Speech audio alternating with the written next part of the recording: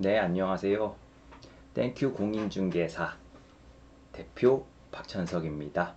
네, 저는 이제 깡통 전세 상담 전문가로 현재 지금 활동을 하고 있습니다. 네, 깡통 전세 당하시는 분들, 네, 요즘 주택 가격이 많이 하락함으로써 많은 사람들이 전세 자금을 온전히 지키지 못하는 그런 지금 상황에 많이 빠져 있습니다. 특히 여기 인천 미추홀구 같은 경우에는 나홀로 아파트, 뭐 신축급 빌라들의 이제 전세를 좀 높게 들어가신 분들이 자신의 보증금을 온전히 다 지키지 못하고 지금 현재 경매를 진행 중이거나 또는 아직 경매 진행을 하지 못하는 상황에 있는 분들도 굉장히 많은 걸로 알고 있고요. 실제로 언론과 정부, 민간 단체 내에서도 이러한 깡통 전세 세입자들을 돕기 위한 다양한 정책과 다양한 활동들을 현재 지금 진행하고 있고요.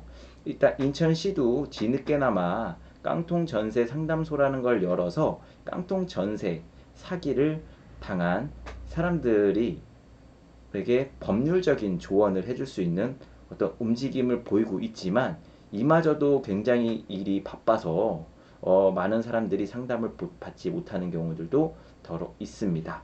그래서 저 같은 경우는 이젠 공인중개사로서 이런 어떤 법률 관계에 대해서 어느 정도 잘 알고 있고 특히 경매 경매에 많이 참여해서 물건도 매수하고 또 실제로 부동산을 통해서 주택을 매수하고 소유권 이전 등기를 하는 또한 소송 같은 것도 실제로 여러 번 진행을 해서 법률에 대해서 어느 정도의 그런 실무적인 지식은 좀 있기 때문에 깡통 전세를 당하신 분들에게는 충분히 많은 도움을 줄 수 있는 사람입니다.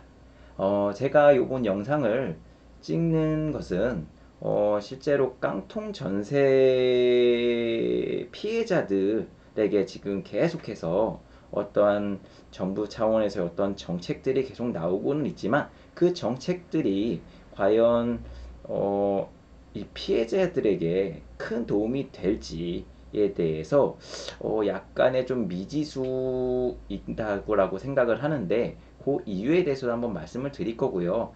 일단은 그것보다 저는 가장 중요한 것은 이런 깡통 전세에 빠지게 되는 그런 어떤 상황들, 세입자들이 왜 빠지는지에 대해서도 한번 좀 얘기를 해볼 거고, 세입자들이 어떤 거를 조심을 해야 되는지에 대해서, 왜 깡통 전세에 빠질 수밖에 없는지, 이런 거에 대해서 어떻게 하면 그런 물건들을 피할 수 있는지, 왜 세입자들은 이런 깡통 전세 물건에 혹해서 계약을 하게 되는지 이런 얘기들을 좀 자유롭게 이야기를 나눠 보려고 합니다. 그래서 다양한 언론 나온 것들을 캡처해서 올려놨고요. 적절한 예시를 통해서 깡통 전세 과연 본인이 지금 이 영상을 보시는 분이 깡통 전세 세입자라면 본인이면 어떠한 상황으로 이 문제를 헤쳐나갈지에 대해서 생각해 볼 수 있는 계기가 될 거라고 생각합니다. 네. 첫 번째. 네. 이 기사는 뉴스원 기사의 헤드라인만 따온 겁니다. 전세 사기 피해 상담 현장 찾은 원희룡 장관. 이거를 제가 퍼온 이유는 정부에서도 정부에서도 지금 이 깡통 전세의 심각성을 계속해서 지켜봐왔고 실질적으로 지금은 국회의원들이 법안을 마련해서 국회에 통과시키기 위해 부단히 노력을 하고 있습니다. 이거는 정부적 차원에서 굉장히 이 문제를 중대한 상황으로 보고 있다라는 건데 그래서 제가 요거를 포커스를 해왔고 앞으로 이거를 중대한 상황으로 여기고 여야가 합심하여서 충분히 통과시킬 법안이기 때문에 이런 부분에 대해서는 굉장히 고무적이다 그래도 희망적이다라고 생각은 합니다. 자, 그러면 깡통 전세는 제가 간단하게 적었습니다. 네, 인천 미추홀구, 강서구 이렇게 등 적었는데 깡통 전세는 어느 지역에서도 발생을 할 수가 있습니다. 지금 언론에서 나오고 있는 인천 미추홀구나 서울 강서구뿐만이 아니라 다양한 지역에서도 세입자가 주택의 시세를 정확하게 모른 채 중개사의 말만 듣고 계약을 체결해서 시세보다 조금 더 비싸게 들어가는 경우가 있었고요. 아니면 역전세와 같이 분명히 전세를 들어갔을 때에는 시세보다 저렴하게 들어갔지만 집값이 급속도로 하락하면서 역전세, 그러니까 전세가가 갑자기 매매가보다 높아지는 그런 현상이 일어나면서 소유자는 그 물건을 포기하거나 버리게 되는 현상이 나타납니다. 그렇게 되면 결국은 세입자는 그 보증금을 받을 수 있는 주체가 모든 어떤 결정권, 어떤 모든 권리를 포기했기 때문에 결국 경매로서 물건을 환가에 가서 돈을 받을 수밖에 없는 상황에 벌어집니다. 그래서 이 모든 것들을 이제 깡통 전세라고 하는데요. 그 원인, 제가 생각하는 원인 몇 가지만 추려봤습니다.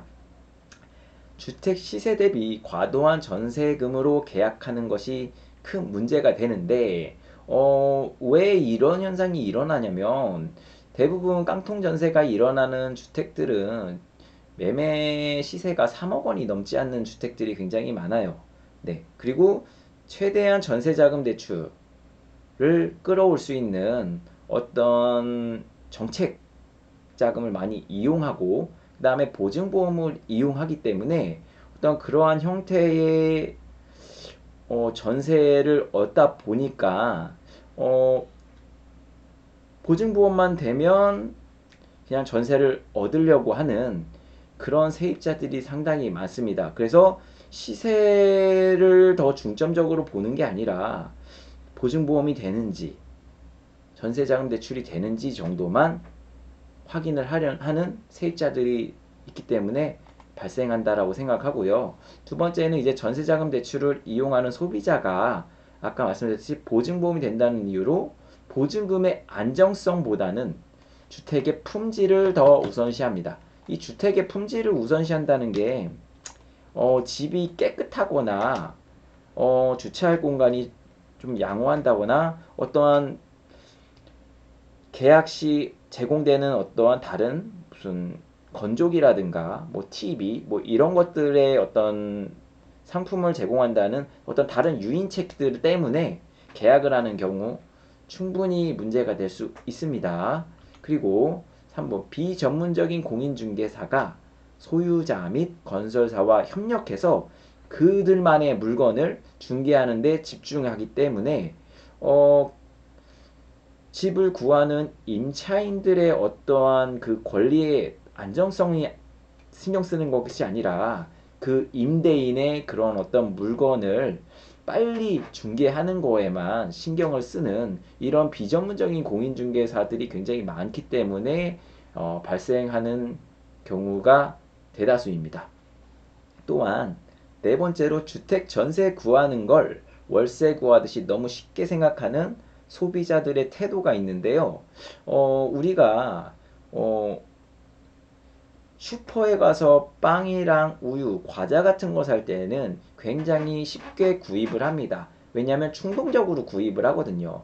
왜냐하면 금액이 저렴한 재화 같은 경우에는 충동 구매가 충분히 가능한데 솔직히 월세도 월세 구하시는 분들도 충동적으로 구하시는 경우가 굉장히 많거든요. 왜냐면 월세를 구하다 보면 집을 5번 정도는 최소 5번 정도는 보시거든요. 그러다 보면은 이제 점점 머리가 아파지기 시작합니다. 머리가 아파지기 시작하니까 아까 그게 더 낫던 것 같아 해가지고 그냥 바로 계약을 해버리는데 근데 월세는 그나마 안정적인 게 이유가 뭐냐면 월세가 뭐 500에서 1000 뭐 요 정도인 경우들이 대다수거든요. 그리고 인천 지역 같은 경우 조금 동네가 좀 오래된 구도심 같은 경우에는 보증금 300인데도 있습니다. 그러다 보니까 보증금 자체가 그렇게 높지 않아서 문제가 생기더라도 최우선 변제 금액으로 다 들어가기 때문에 문제가 없어요. 뭐 그런 월세를 구할 경우에는 뭐 우리가 뭐 슈퍼에서 뭐 사든 아니면 의류점에서 뭐를 사든 뭐 그 정도로 어떤 충동 구매가 충분히 가능할 수 있다고 생각하지만 전세는 다릅니다. 충분히 다름에도 불구하고 월세 구하는 것과 똑같이 합니다. 집을 몇 군데 돌아보시고 마음에 드는 집 있으면 몇 개 추려 넣은 다음에 한 여러 개 한 5개 이상 보다 보면 머리가 아프거든요. 그래서 마음에 들었던 걸로 그냥 선택을 해버립니다. 근데 그 물건이 대부분이 집 상태가 괜찮던가, 대출이 임대인이 전세자금 대출에 응해준다던가, 뭐 여러 가지 어떤 요소들이 있어요. 이사비를 지원해준다던가, 어떤 그런 요소들에 이젠 임차인이 혹 해서 전세를 너무 쉽게 계약을 한다는 겁니다. 그게 가장 큰 문제 중 하나죠. 자, 5번째가 임차인들이 임대차 보호법 등 민법 등 기본적인 법률 지식이 너무 없습니다. 그래서 이 지식을 계약하기 전에 미리 좀 알아보고 계약금을 넣으면 참 좋은데, 꼭 계약을 하고 나서 계약금을 넣고 그 다음에 임대차 보호법이니 민법이니 이런 거에 대해서 질문을 하게 됩니다. 이런 상황 때문에 문제가 발생하게 되고, 또는 이미 그것까지 지나가서 잔금까지 다 치룬 다음에 확인하시는 분들도 있습니다. 이런 경우에는 이미 내가 깡통 전세에 들어가거나 전세 사기에 빠지거나 이런 경우들이 수두룩합니다. 왜 그러한 큰 돈, 몇 억씩 되는 돈을 전세금을 집어넣으면서 왜 그렇게 손쉽게 아무렇지도 않게 부동산 말만 믿고 그렇게 입금을 할 수 있는지 굉장히 놀랍습니다. 어떻게 그렇게 할 수 있는지 상식적으로 너무 많이 이해는 안 가지만, 아마도 임대차 보호법을 잘 모르고 법률 지식이 없기 때문에 전문가인 공인중개사를 너무 의존했다는 건데, 아까 말씀드렸듯이 비전문적인 공인중개사들이 굉장히 많거든요. 그래서 그러니까 깡통 전세를 보유하고 있는 임대인들을 전문으로 담당하는 부동산들이 꽤 많습니다. 그래서 그 사람들은 물건이 굉장히 많아요.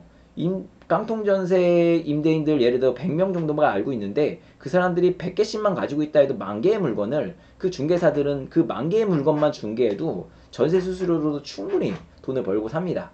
네, 충분히 돈 벌고 살기 때문에 그분들 물건만 막 올려놓고 집만 보여줘도 영업 잘 돼요. 돈 많이 벌 겁니다, 그분들.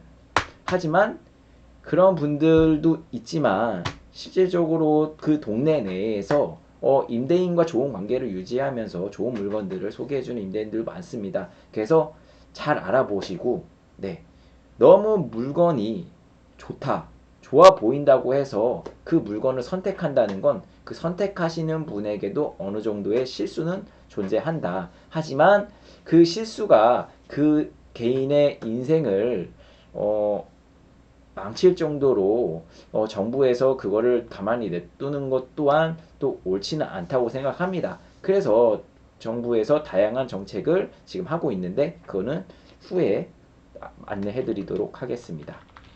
자, 그리고 결과 임차인이 선순위. 자, 여러분이 지금 만약에 깡통전세 세입자라고 가정했을 경우에는 이 2가지 결과가 나올 겁니다. 자, 임차인분이 선순위 세입자가인 경우가 있을 거고요. 2번째로 임차인이 후순위 세입자가 되는 경우가 있으실 겁니다.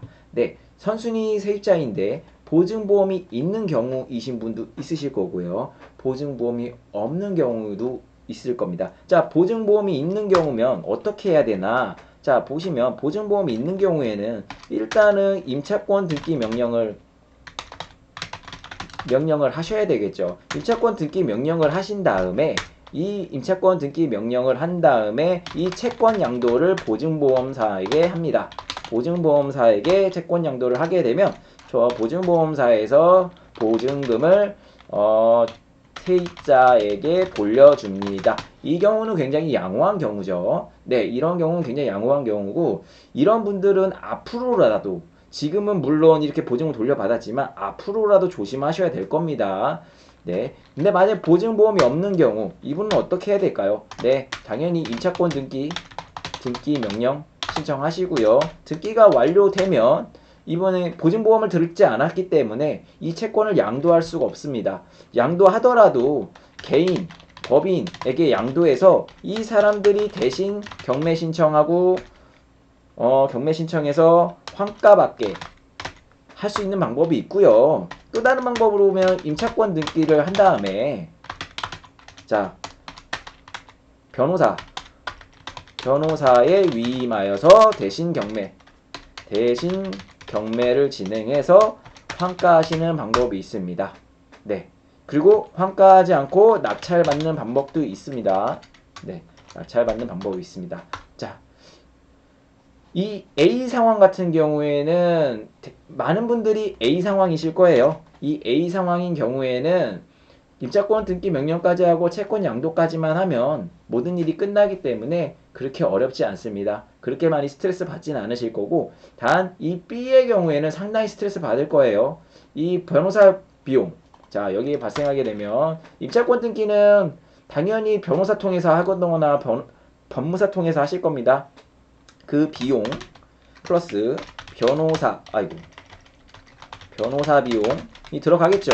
자, 그다음에 경매 비용 나갈 거예요. 자, 이후에도 언급하겠지만 지방세 같은 경우가 만약 밀려 있는 경우에는 납부를 해야 되지만 정부에서는 이제 지방세의 경우에는 선순위 세입자보다 먼저 발생한 세금이다 하더라도 추징하지 않겠다고 했습니다. 그래서 지방세는 빠집니다. 지방세는 빠지고 단 아직 국세에 대한 얘기는 나오지 않았어요. 그래서 국세는 어떻게 할지 모르겠지만 만약에 국세가 선순위가 있다면 이 국세에 대해서도 납부를 하셔야 됩니다. 이 비용도 발생하게 될 거고요. 그 다음에 또 어떤 게 발생할까요? 뭐 취득세 발생하겠죠. 네, 이렇게 발생하게 됩니다. 그래서 보증보험이 없는 경우에는 굉장히 시간적 비용과 네, 금전적 비용이 과다하게 발생합니다. 네, 그리고 임차인이 후순위 세입자가 되는 경우입니다. 이 같은 경우는 이제 깡통전세라기보다는 전세 사기에 가깝죠. 네, 인천시 미추홀구 사건이 이 상황이라고 보시면 되는데요. 임차인이 후순위 세입자가 되는 경우에는 일단 당연히 보증보험 가입이 불가했을 겁니다. 왜냐하면 보증보험이 가입이 되기 위해서는 우선적으로 담보의 가치가 충분히 있어야 하는데 선순위로 이미 근저당이 많이 설정되어 있기 때문에 보증보험이 불가했을 겁니다. 이는 세입자의 잘못도 물론 있습니다만 이를 속인 중개업자 또는 중개업자와 함께 일을 하고 있는 컨설팅 업체 직원의 과실이 크다고 생각은 하는데 이거를 증명할 수 있는 방법이 없죠. 네, 다 구두로 했기 때문에 없습니다. 그래서 이건 좀 안타까운 사안이라고 생각되고 이런 분들을 제가 많이 상담해드리고 도와주고 싶지만 그러기가 좀 쉽지는 않은 상황이네. 워낙에 많은 분들이 그러기 때문에 네, 일단 두 번째로는 경매시 지역별 최우선 변제 금액에 해당되는 경우에만 일부 배당이 가능하죠.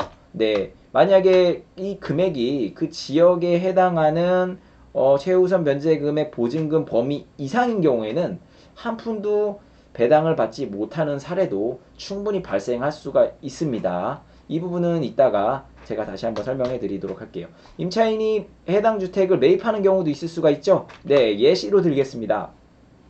미추홀구 AA동 AA 아파트가 있다고 했을 때 선순위 세입자가 내가 선순위 세입자다 라고 생각하면 선순위 세입자고 실거래가는 2억이고 네, 전세가는 2억 2천이다. 그리고 후순위 가압류 및 근저당의 1억 원이다 라고 했을 때 그 후에 이제 경매 개시 결정 등기가 일어나고 경매 낙찰 배당이 이제 이루어지겠죠. 그렇게 됐을 경우에는 실질적으로 이 경매 비용이 나가게 되는데 그 경매 비용을 결국 이 선순위 세입자가 2억 2천만 원에 이 집을 사게 되는 거고요. 여기에 이젠 후순위는 어차피 이 사람은 받을 수가 없습니다. 받을 수 없고 단 여기서 국세가 있다면 국세에 대해서 이제 세입자가 떠안아야 되기 때문에 실질적으로 구입하는 금액은 2억 2천 그리고 2억 2천 플러스 경매 비용 플러스 국세가 있는 경우 국세 이렇게 될 거고요. 개인이 진행하진 않겠죠. 변호사 썼겠죠. 네, 변호사 비용까지 되는 비용을 납부하면 이제 소유권을 가지고 올 수 있습니다. 다행인 거는 지금 정부에서는 깡통 전세로 인해서 세입자가 어쩔 수 없이 그 집을 매수하는 경우에는 그 주택을 소유했다 하더라도 무주택 자격을 유지해 준다고 하고 있고요. 네, 그 법률안이 이제 통과가 된다고 하면 세입자가 이제 부담할 수 있는 게 이제 재정적 비용으로 이제 한정이 되게 될 겁니다.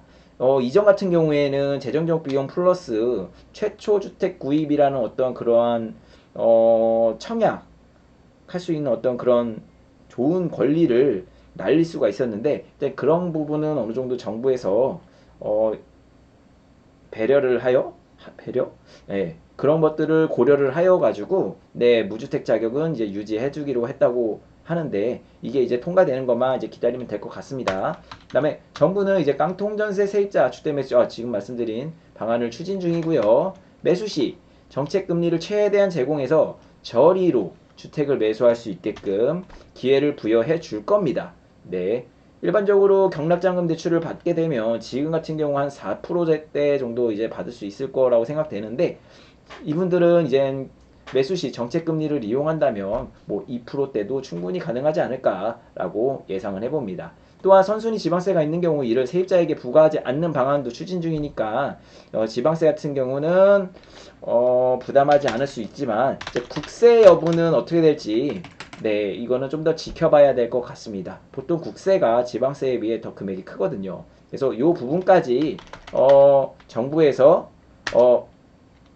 배제해 줄 수 있다면 세입자들에게 부담되는 어떠한 재정적 어려움은 많이 줄어들 수 있을 것으로 예상이 됩니다. 자, 그리고 선순위 세입자는 2억짜리 물건을 2.2억 플러스 이런 식으로 이 금액을 부담한 금액으로 사게 되는 꼴입니다. 실질적으로 2억짜리의 집을 2억 한 3, 4천 정도에 사게 되는 거라 결국은 4천만 원, 3, 4천만 원 정도의 손해를 볼 수밖에 없습니다. 네. 그리고 두 번째 조건일 경우 후순위 세입자라고 가정해 볼게요. 자, 실거래가 2억이고 선순위 근저당이 1억이 있었습니다. 그리고 그걸 알고 이제 중개업자, 컨설팅 업체의 말발에 속아가지고 전세 1억 5천에 들어갔어요. 당연히 보증보험 안 됐죠. 보증보험은 거절당합니다. 그러면 이런 경우 이제 또 후순위에 또 가압류가 들어오는데 지방세, 국세가 들어오게 됩니다. 어떤 경우에는 뭐 법인인 경우에는 그 무슨 비용이라고 그러죠? 근로자 임금인가? 네, 근로자 임금 같은 것도 들어오는 경우가 있어요. 근데 일단 요거는 일단 뺄게요. 네, 일단 빼고 이렇게 되는 경우에 경매 개시 결정 등기 되고 네, 낙찰되고 배당이 되면 실질적으로 후순위 세입자는 선순위가 1억을 가져가니까 남는 거 1억입니다. 2억에 팔렸다고 가정하는 거예요. 남는 거 1억이에요. 그러면 1억에 그러면 전세는 1억 5천에 있었던 사람은 그러면 결국 세입자는 1억만 배당받게 돼요. 근데 만약에 1억만 배당받는 게 억울하다. 억울하면 낙찰을 받을 수도 있겠죠. 임차인이 직접 입찰을 해서 낙찰을 받을 수 있는데 과연 낙찰을 받을 의사가 있는지는 잘 모르겠습니다. 만약에 사게 되면 실질적으로 이분은 후순위 전세 임차인은 1억 5천의 채권이 있었지만 실제 배당되는 건 1억이기 때문에 일단 5천만 원은 날린 거예요. 그러고 1억 원을 더 납입해야만 저 2억짜리 집을 살 수가 있는 겁니다. 즉 2억짜리 주택이 2.5억에 사는 꼴이 되죠. 여기 플러스 변호사 비용, 네, 변호사 비용, 뭐 취득세 비용, 네, 만약에 국세가 있다면 국세 비용, 요렇게 되겠죠. 그러면 실질적으로 2.6, 2.7 정도에 사는 겁니다. 자, 2억짜리를 2.6, 2.7억에 사면 마음이 아프죠. 네, 이래서 깡통 전세를 들어가게 되면 대부분 대출로 많이 들어가기 때문에 실질적으로 모은 돈 다 까먹는다는 얘기가 그래서 나오는 겁니다. 네, 결론. 선순위 임차인이든 후순위 임차인이든 세입자는 재정적으로 피해를 볼 수밖에 없는 구조가 돼 있어요. 전입 확정일자 점유의 조건에 따라서 세입자가 손해보는 금액의 범위가 조금씩 상이해질 수는 있습니다. 이 부분은 깡통전세 전문가와의 상담을 통해서 대략적인 배당 금액을 확인해 볼 수 있습니다. 자, 이거는 이제 인천 지역의 그 최우선 변제 금액이에요. 최우선 변제 금액 범위와 최우선 변제되는 금액입니다. 즉, 이전 거는 제가 일부러 퍼오지 않고요. 그냥 최근 것만 퍼왔습니다. 21년 5월 11일 이후에 임대차 계약을 인천 지역에서 네, 계약을 체결했다 그러면 보증금 금액이 1억 3천만 원 이하라면 최우선 보증금 범위는 4,300만 원까지는 다른 후순위 채권자보다 먼저 배당해주겠다라고 얘기한 거고요. 23년도 2월 21일부터 임대차 계약을 체결했고, 제가 잘못 설명드렸네요. 임대차 계약을 체결한 게, 선순위가 아닌 후순위 채권자라고 가정을 했을 때, 그러면 선순위 채권자가 만약에 2021년 5월 11일 이후에 근저당이나 가압류나 다른 어떤 권리를 등기부에 설정을 해놨을 경우에 그 이후에 만약에 그 전세가 들어갑니다. 근데 1억 3천만 원 이하의 전세를 들어갔을 경우 경매가 진행됐을 때 만약에 이 전세 금액을 다 못 받는 상황이 벌어진다 하더라도 다른 채권자들에 비해 그 채권자보다 우선해서 이 4,300만 원이라는 돈은 임차인에게 돌려준다는 뜻이고요. 그리고 23년도 2월 21일 이후에 담보물건이나 다른 어떤 채권 등기가 근저당에 설정이 돼 있고 그 이후에 또는 그 이전에 1억 4,500만 원 이하의 1억 4,500만 원 이하의 전세, 월세 계약서를 체결을 했다면 그 보증금 중 4,800만 원에 해당하는 금액을 최우선 변제를 해준다라는 의미입니다. 그래서 이 날짜, 여기 나오는 날짜는 등기부 등본에 기재된 어떤 근저당이나 어떤 다른 가압류, 압류 등 그런 형태의 언제 날짜인지 확인을 하신 다음에 그 날짜에 해당되는 거를 이 부분에 이제 비교를 하셔가지고 내가 배당받는 금액이 얼마인가를 찾아볼 수 있습니다. 이 부분은 추후에 대법원 등기소 들어가시면 이게 다 나와 있거든요. 네, 전체적으로 다 나와 있습니다. 연도별로 쫙 나와 있는데 그거 한번 찾아보시면 도움이 많이 되실 거예요. 자, 최우선 변제 금액은 소액 임차인의 보증금 범위 안에 있는 보증금으로 전세 월세를 체결한 임차인이 경매 등의 이유로 주택의 소유권이 다른 사람에게 이제 바뀔 때 다른 채권자들보다 우선하여 이 최우선 변제 금액만큼만 최우선 배당을 받을 수 있는 금액입니다. 그래서 이 금액은 경매 개시 결정 등기 이전에만 전입 신고가 되고 배당 신고만 했다면 다 받을 수 있는 돈입니다. 단 이 보증금 범위를 넘어선다면 최우선 변제는 받을 수 없습니다. 자, 그리고 LH의 깡통전세 매수 및 임대와 관련된 어떤 뉴스가 있었어요. 세입자가 매수하는 대신에 이거를 LH에서 매입함으로써 세입자의 부담을 완화시켜 줄 수 있다. 충분히 그럴 수 있습니다. 왜냐하면 1억짜리 집에 1억에 전세 들어갔던 세입자가 있는데 그 세입자가 그 집을 살 수 있는 여건이 되지 않아요. 그럴 경우에 이제 이걸 LH에서 매수를 하고 이 임차인이 계속해서 그 집에 살 수 있게끔 정책적으로 해주는 방법인데 이것도 물론 실효성은 있고 어느 정도 임차인을 배려한 거긴 하지만 임차인이라는 거는 결국은 자기가 살아야 되는 지역을 바꿀 수 있는 경우가 있을 수 있거든요. 그런 경우에는 지역을 떠나야 되는 경우가 있는데 그러면 그 권리를 포기해야 되는 그런 상황도 발생할 수가 있겠죠. 근데 그런 부분은 뭐 어떻게 추후 어떤 식으로 맞춤 서비스를 제공할지 모르겠지만 일단 그런 애로사항도 있을 것 같고요. 단 국세 등으로 세입자가 부담해야 할 손해를 정부가 부담하는 상황이 있을 수가 있어서 형평성의 문제가 제기는 가능합니다. 만약에 LH에서 이 밑에서도 이제 나오겠지만 LH에서 깡통전세 물건을 매수하게 되면 아까 말씀드렸듯이 1억짜리 물건인데 이게 깡통전세가 돼서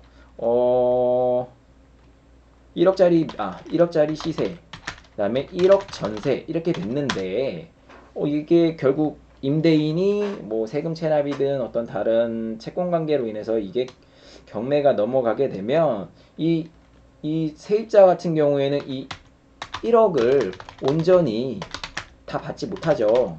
받지 못하는데 여기서 LH에서 1억을 세입자에게 줄 수도 있고요. 아니면 줄 수도 있는 방안으로 진행될지도 있고 있는 방안으로 진행될 수도 있고 아니면은 일단 세입자는 손해를 볼 수밖에 없는 거는 기정사실인 거고 세입자는 1억에 LH에서 매입을 한다고 쳐요. LH에서 시세대로 매입을 하는데 LH에서 왜 계속 이렇게 나오냐. LH에서 매입을 하는데 이 물건을 구입하는데 드는 어떤 다양한 비용들 있잖아요. 비용들 그 다음에 세금적인 문제, 다양한 어떤 채무 등을 이 부분은 세입자에게 부담을 하는 경우 수도 있죠. 세입자에게 부담. 뭐 요렇게 협상이 될 수도 있긴 있지만 모르겠습니다. 이 방향이 될지 이 방향으로 될지 모르겠는데 이 방향이 더 유력하죠. 네, 지금 정부의 움직임으로 봤을 때는 1억은 세입자에게 주고 예, 1억 세입자에게 주고 그 다음에 그 소유권을 LH에서 가져오는 방법이 가장 유력하죠. 그리고 그 세금적인 부분, 다른 어떤 비용적인 부분을 누구에게 부과할지에 대해서는 좀 더 디테일한 법률안이 나와봐야지 알 수 있을 것 같습니다. 자, 이거 연합뉴스에서 퍼온 기사인데요. 앞부분만 떠왔습니다. 자, 빌라의 신 전세 사기 선고 앞두고 피해 임차인들 엄벌 호소라는 기사인데요. 구리 안산 일대에서 31명 대상 70억원 전세 사기 혐의 선고 앞두 권모씨 일당 보유주택 3천여 채 경찰 600억원대 추가 피해 확인. 지금 이 권씨 일당이 3천여 채의 집을 통해서 사람들에게 이제 후순위 전세를 마구마구 쏟아냈겠죠. 마구마구 쏟아내서 그게 경매로 넘어갔는데 그 경매로 넘어가다 보니까 그 세입자들이 보증금을 날리게 생긴 거죠. 근데 그거를 이제 이 임차인들이 그 바지 명의인이든 아니면 실제로 진짜 투자자든 그건 알 수는 없지만 그 사람을 엄벌 처해달라는 그런 기사입니다. 진짜 엄벌 처해야 됩니다. 네. 그 다음에 헤럴드 경제 원희룡 장관 LH 전세사기 피해주택 최우선 매입 하겠다. 최대 35,000 가구 정도 되는데 이거를 매입하겠다라고 확실히 밝힌 건지는 잘 모르겠지만 이런 매입의 의사가 있다라는 거겠죠. 네, 매입의 의사가 있을 경우 그 매입을 했을 때 과연 어느 정도 가격에 매입을 해서 세입자가 어느 정도의 피해를 최소화할 수 있게끔 하는지에 대해서는 이제 이 LH 내가 하게 될 것 같습니다. 더 비싸게 매입해 줄수록 세입자는 보증금 손실을 줄여 나가거나 없앨 수도 있지만 근데 이게 어떤 문제가 발생할 수 있냐면 아까 언급해 드렸듯이 국민의 세금으로 사기꾼들 배 불려준 거고요. 그 다음에 세입자들을 구제는 해주지만 결국은 성실히 납세한 사람들의 세금이 어떤 사람들에게 너무 과도하게 사용되는 게 아니냐라는 어떤 비판 여론이 충분히 있을 수가 있습니다. 아까도 말씀드렸듯이 이 전세 사기나 깡통 전세 같은 경우에는 물론 이거를 유도하는 사기꾼들이 있지만 그거에 이제 그거를 분별하지 못한 세입자들에게도 약간이라도 과실이 있기 때문에 이런 어떤 그런 요소 때문에 이제 일반인들이 세금을 부담하는 납세자들이 이거를 못마땅하게 여기는 경우도 충분히 있을 수 있다고 생각합니다. 네. 또 다른 기사, 이데일리 기사인데요. 원희룡 전세 사기 피해자에게 20년간 시세 50%로 입주할 수 있게 해준다고 합니다. 자, 이거 같은 경우도 이제 과도하게 이제 세금이 어, 사기 피해 세입자에게 돌아갈 수 있을 거라는 약간 부담이 나올 수는 있습니다. 하지만 진짜 전세 1억에 들어갔는데 1억을 다 돌려받지 못하는 사기당하신 분들도 있거든요. 이제 그런 분들에게 50%대로 입주할 수 있게 해주는 거는 그분들이 그 1억을 모으기까지의 그분들의 어떤 삶, 노력 이런 것들을 비유한다면 이러한 대책도 충분히 정부로서는 할 필요가 있다라고 생각합니다. 왜냐하면 지금 전세 세입자들이 어, 죽음으로까지 몰릴 정도라는 거는 그만큼 우리가 주거 환경이 그만큼 중요한 거거든요. 그리고 그동안에 정말 악착같이 전세금을 모으기 위해 부단한 노력을 했었고 어려운 일도 많이 했고 어려운 회사 생활 누구나 다 알고 있는데 그런 것들을 잘 감내해 가면서 모은 돈을 한순간에 다 날렸다라는 그런 허탈감이 그분들의 삶을 의미 없게 만들고 뭐 어렵게 만드는 그런 경우가 지금 발생하고 있잖아요. 그래서 이런 정책은 저는 좋다고 생각합니다. 네.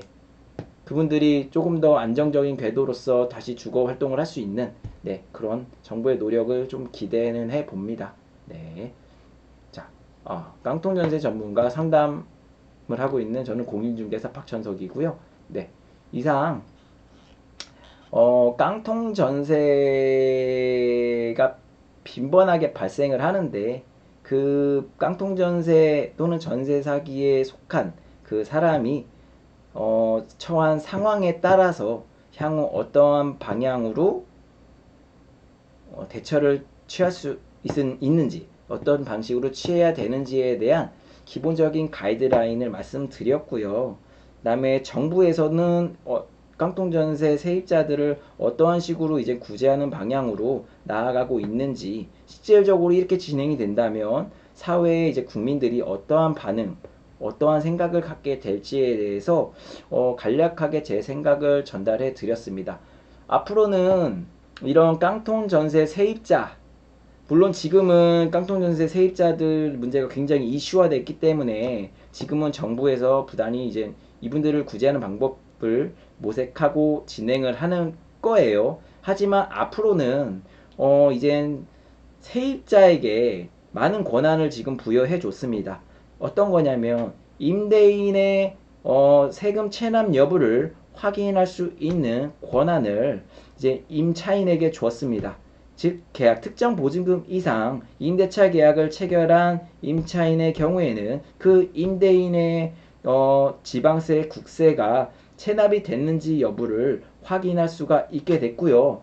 향후 아직까지는 이 부분이 통과되진 않았지만 이런 지방세 체납 여부를 확인할 수 있을 정도의 권한을 줬다라는 것은 향후 그 주택에 다가구 주택이나 어떠한 여러 가구가 거주하는 주택에 그 거주하는 사람들이 확정일자를 받았으면 얼마의 금액으로 거주하고 있는지 확인할 수 있는 확정일자 부여 현황이라는 것도 발급받을 수 있게 될 거라고 예측은 합니다만 이 부분은 어떠한 마찰이 있을지는 알 수는 없지만 국세지방세도 열람할 수 있는데 이것은 열람 못한다는 거는 좀 말이 되진 않는다고 생각하거든요. 그래서 이런 부분도 차근차근 법률이 이제 개정돼 나갈 거라고 저는 생각을 합니다. 이상 깡통 전세 사기를 당하신 분들에게 큰 위로가 되지는 못하지만 저도 인터넷이나 나름 열심히 상담을 해드리고 있고 그런 분들이 최대한 내가 손해보는 금액이 있더라 하더라도 내가 가진 목돈의 최대한 많은 금액을 환수할 수 있도록 많은 조언을 해드릴 거고 그리고 본인 스스로가 그것을 해결하려다 하다 보면은 절대 어렵거든요. 뭐 변호사든 아니면 법무사든 아니면은 근처에 있는 전문성 있는 공인중개사 사장님들을 찾아가셔가지고 상담을 받아보시는 게 굉장히 중요합니다. 본인이 직접 할 수 있는 부분이 분명히 있고요. 법조인을 통해서 처리해 나갈 부분들이 있습니다. 그래서 물론 전세 보증금의 일부는 손해를 피할 수가 없는 상황이에요. 정부가 모든 것을 다 떠안고 너에게 모든 보증금을 돌려주겠다. 명의 넘겨라. 이렇게 된다 하더라도 정부가 손해를 보고 끝나지 않는 한 개인은 결국은 일정 금액 손해 볼 수밖에 없습니다. 저는 아무리 정부에서 보조를 한다고 하더라도 임차인의 모든 손해를 정부에서 떠안지는 않을 것 같아요.